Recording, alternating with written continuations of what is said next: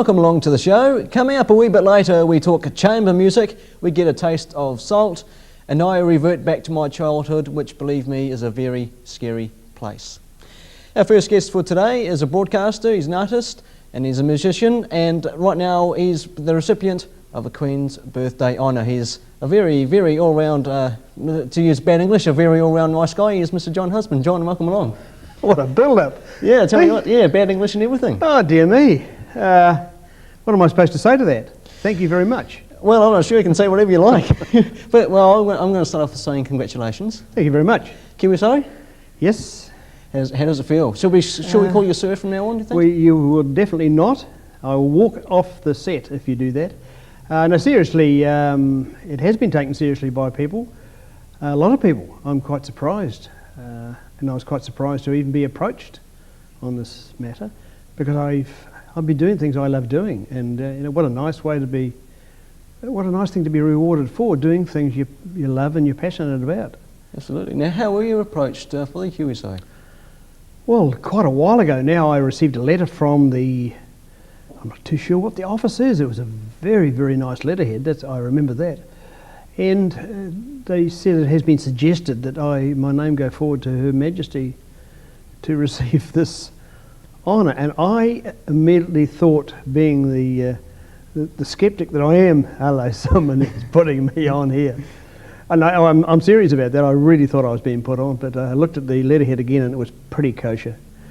And they said, "No, do you agree if the Queen happens to deign to award you this?" So I ticked the box, and I thought, what have I done? Because I have been rather sceptical about this kind of thing for a lot of years. And then weeks went by and I thought, well, that's it.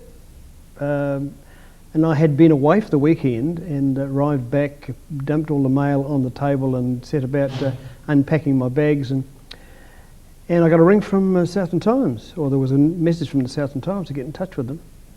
And they apparently knew more about it than me. I didn't really know why I got it. I had a rough idea, because I've sort of been hanging around an art gallery for yonks and doing a few other things. But I mean, as I said before, doing things I love doing.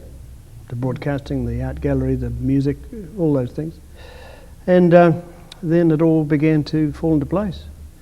Some very, very formal letters are exchanged.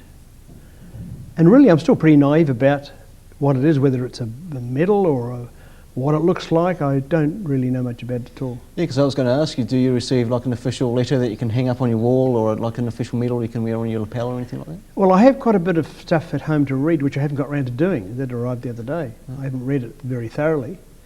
But I did receive in the mail a lapel badge. Now, I've never worn a lapel badge in my life. But it's very nice, and I thought, what a pity I didn't get a couple. I could give them away to some young lady for earrings.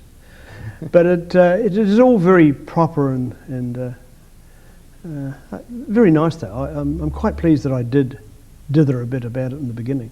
Mm. Has it really had a chance to sink in yet? Have you had a chance to sit down and say, right, I'm now John Husband QSO? How does it feel saying John Husband QSO? Have you practiced it in front of a mirror? Well, you won't hear that bandied around much from me, mate, I'm afraid. I'm afraid that I'm not really into that, but although it's very difficult to escape when people are taking the mickey, something rotten. My friends are taking the mickey on a regular basis, and the rest of the people have been very, very kind. There's lots of correspondence to reply to, and that's one of the, not a problem, it's very nice to have so many people wish you well. Mm. You know, these kind of things generally happen when you die. You hear all these nice things said about you, but no, I'm very grateful for it. Yeah, I was going to say there must be a wide and varied range of feedback that you've got, and like I said, most of it's pretty nice from the looks of things.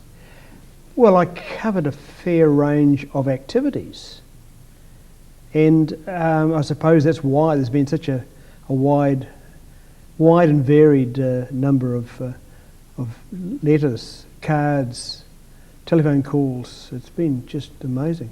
Mm. But I did cover a few fields in my time. But I suppose that's one of the things about living to a reasonable age. It has benefits. but there's not much. Someone said to me, do you get a pension now from the Queen? I don't think so.